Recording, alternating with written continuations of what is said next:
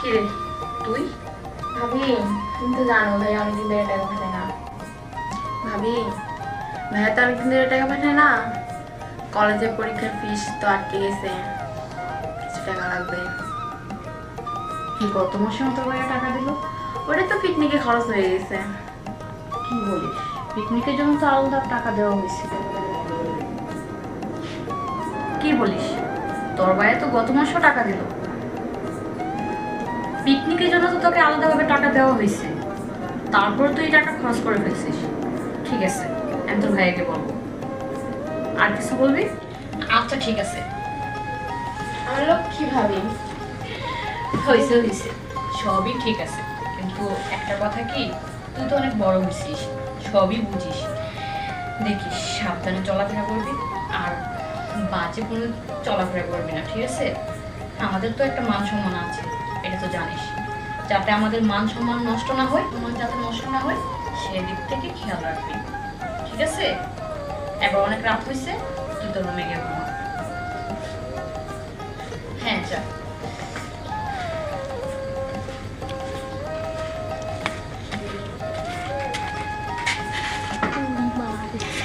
আব্দুল,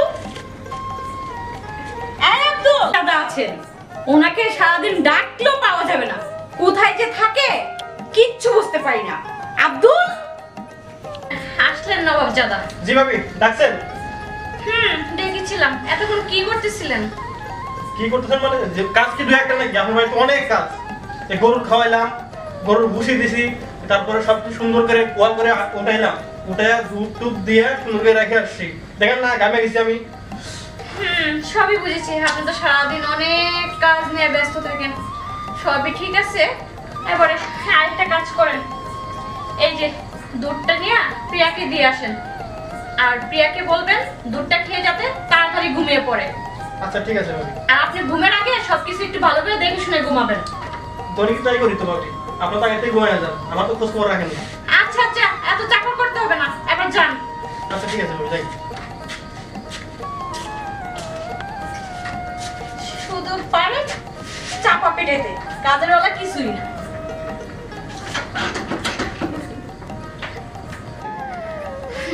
সারাদিন তো কাজের নামে কোনো কাজই করে না, শুধু চাপা মারায়।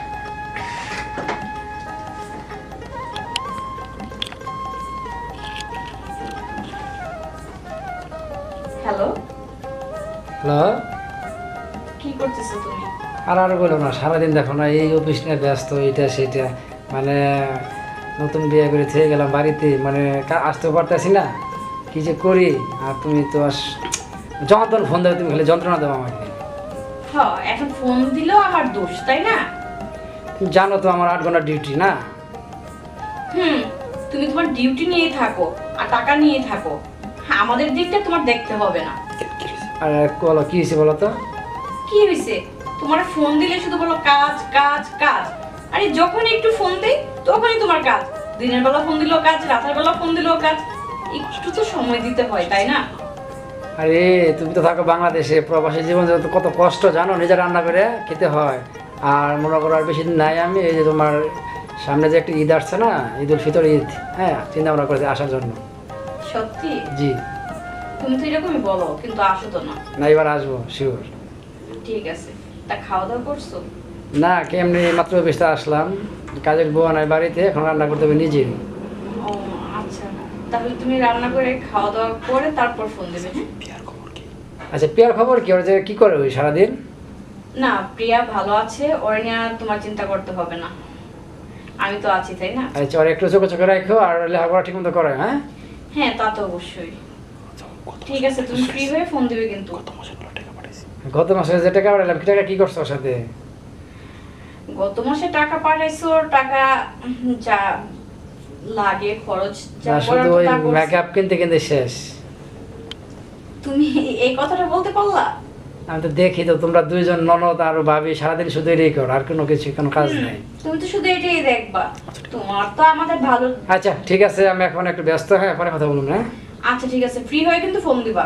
আচ্ছা রাত 12টা পর দিবনি। ওকে ঠিক আছে।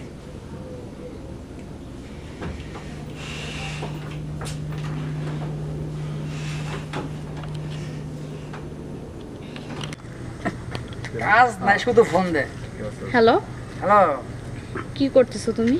আর দেখো না, এই যে কন্ট্রাক্টরে বলছিলাম যে মহাজনে যে আমার কয়টা বিল্ডিং দিবে, ইট আনছে, দেখছো কি অবস্থা? ইট আনতে না আনতে এই যে অর্ধেক হয়ে গেছে, এই দেখছো এই। আচ্ছা, তুমি কি খাওয়া দাওয়া করছো? না, এই কাজটা শেষ করে আমি যে খাওয়া দাওয়া করবো। আর তুমি তো যখন তখন ফোন দাও, মানে তোমার কোনো কাজ নাই এটা, না? হ্যাঁ, আমি ফোন দিলেই তো তোমার যত সব কাজ আর যত সমস্যা, তোমার তো আমাকে ভালোই লাগে না। শোনো, প্রবাসের জীবন তো অনেক কষ্ট, হ্যাঁ, তোমরা জানো না তো বাংলাদেশের যে কতটা আরাম আর প্রবাসের জীবন কত কষ্ট। বুঝতে পারছি, প্রবাসের জীবন কষ্ট, আর আমরা তো অনেক সুখে আছি, তাই না? আচ্ছা রাখো, আমি কাজটা শেষ করে বাসায় যাচ্ছি।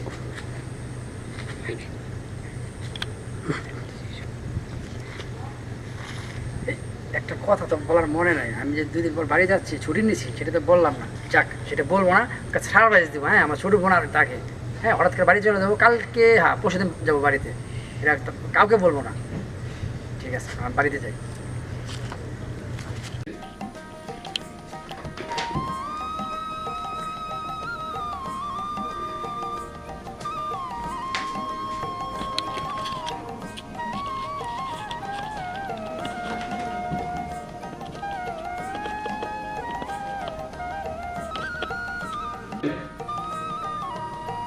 প্রিয়া ম্যাম, প্রিয়া ম্যাম তো ঘুমায় গেছে, প্রিয়া তো ঘুমায় গেছে।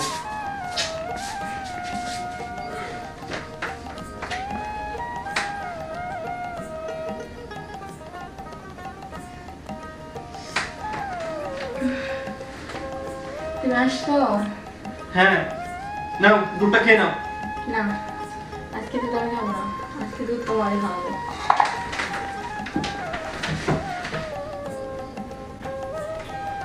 কি করতেছো প্রিয়া? সবাই দেখে ফেলে কি বলবে বলো তো? ভাবি আছে না, তাই না? সপুরো শিখিয়ে দাও।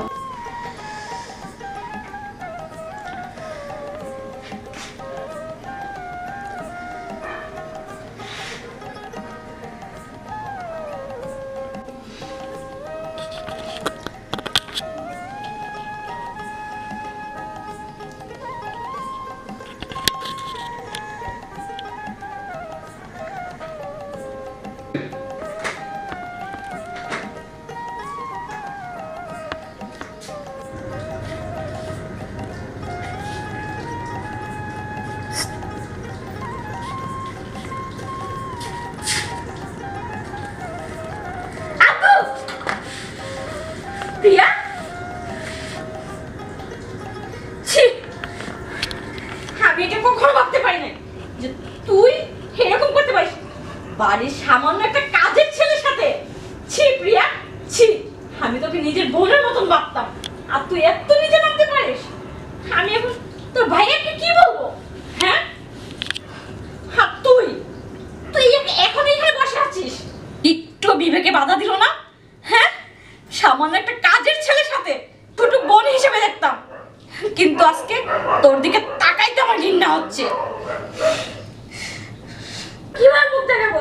আমি কিভাবে বলবো? তোর দায়িত্ব তো তোর ভাই আমার উপর দিয়ে গেছিল। আজকে যদি তোর ভাই এইসব নিজের চোখে দেখতো, তাহলে কি করতো বল? আমাকে তুমি ফোন করে দাও।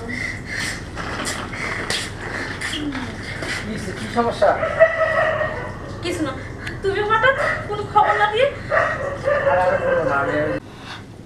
মানে কিছু না। প্রিয়া, তোমার পায়ে ধরা কেন? পায়ে ধরা কেন?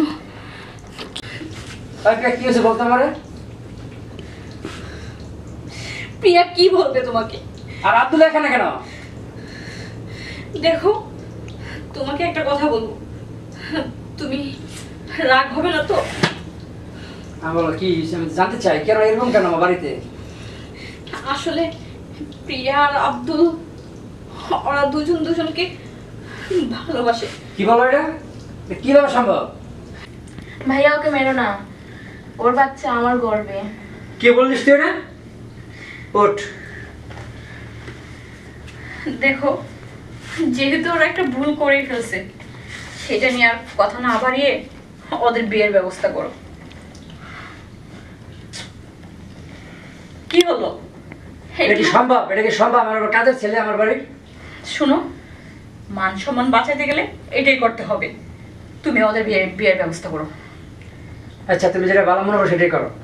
ঠিক আছে, তুমি যাও কাজে আনো, ওদের বিয়ে দেবো। বই তোরা বস।